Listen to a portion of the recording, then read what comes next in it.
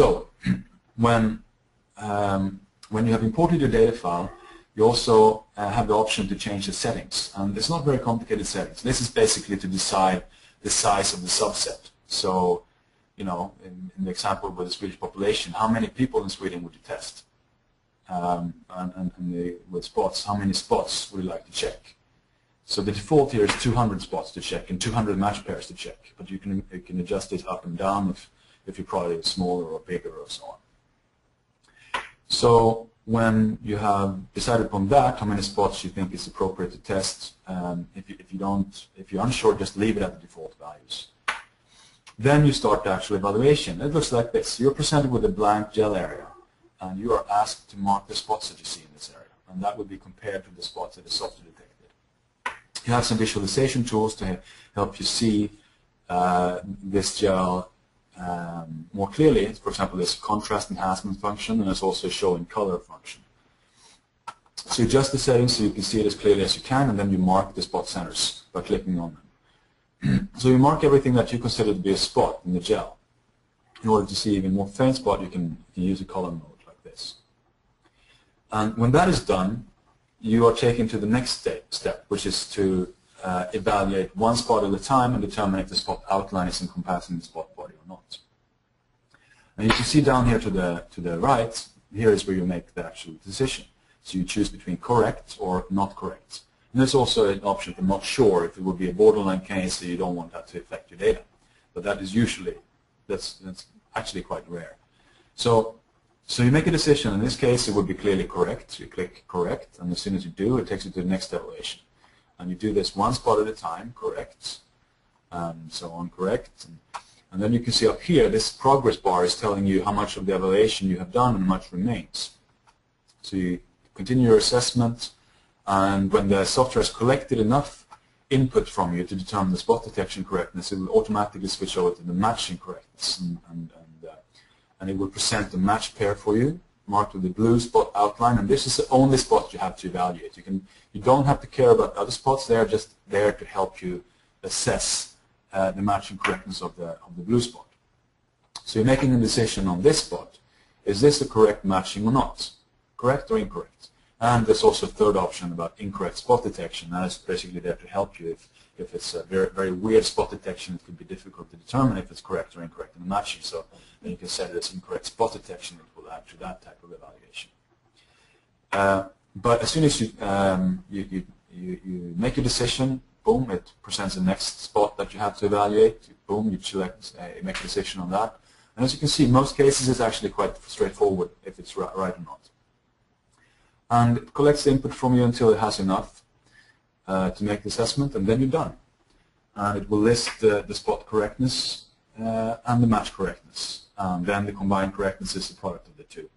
And this is actually a great way also to see where the problems lie in your image analysis. If you have very high match correctness and very low spot correctness, then you might want to go back and improve the spot detection step in the image analysis workflow. If it would be the opposite, that you have very high spot correctness and very low match correctness, well, then maybe you need to warp your images better. So that being said, I'm going to go back to the presentation here, because the question that I normally get from people when I introduce the combined correctness metric is, what does combined correctness measurement really mean? What does the percentage, 78%, mean? Well, there are two ways to answer that question. One way is to answer it very theoretically and say that combined correctness measurement, the combined correctness number means the likelihood that a randomly chosen spot in a randomly chosen gel is correctly detected and matched. So if you have 78% combined correctness, theoretically that means that if you take a randomly chosen spot in a randomly chosen gel in your project, the likelihood that that is correctly detected and matched is 78%. However, that more useful rule of thumb is that, you know, if you have more than 80% combined correctness, you should be very pleased with your image analysis. We would deem that to be very high quality. And actually, everything over 70% should be said to be quite good. If you have less than 70%, our experience is that this is borderline quality, and maybe you want to go back and improve stuff. If you have less than 50%, then that really means that more than half of the spots, I mean, the likelihood that a spot in one of your gels is correctly detected and matched is less than 50%.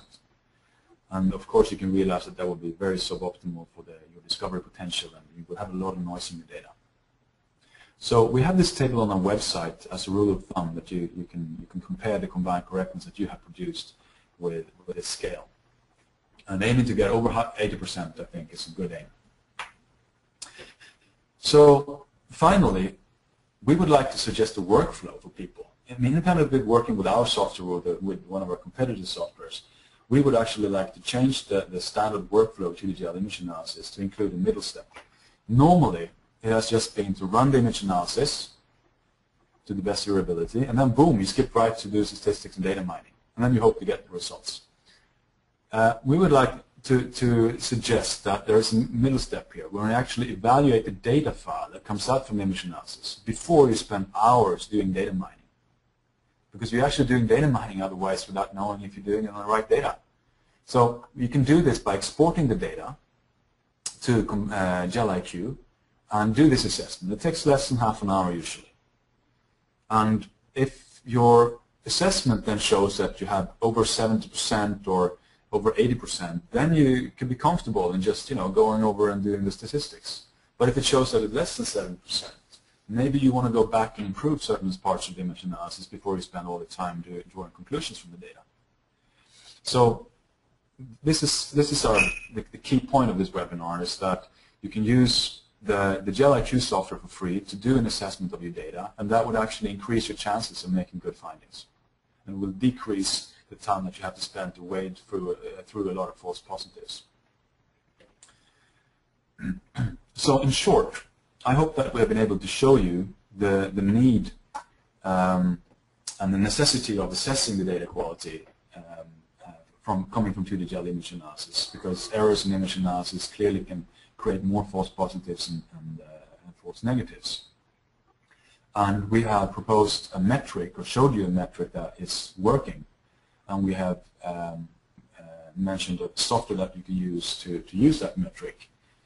And then we've been, hopefully in part 2, showing you how to do it, and how to import the data, and how to go through these 3 steps of evaluation of determining missing spots, and evaluating spot borders, and evaluating match pairs. And that gives you a percentage number, your combined correctness score, and we have suggested a level of at least 70%, preferably over 80% combined correctness score, then you should be very pleased with the data that you produced. So this concludes the second out of the 3 webinars, focusing on quality control in the data that's produced in image analysis. And in our next and upcoming webinar, we will then go through some effective, efficient ways of quickly mining the data, and to be able to ask the questions that you ask on the gel set. I mean, the biological question that you have, and how to address those using some efficient statistical testing. And I'm not sure if the dates for that webinar is up yet on our website. If it's not, it's going to be in the next few days, I'm sure, and probably also in the send-out that we will, an email that we will send out to you after this webinar. And by that, I'd like to leave the word over to you again, Maria.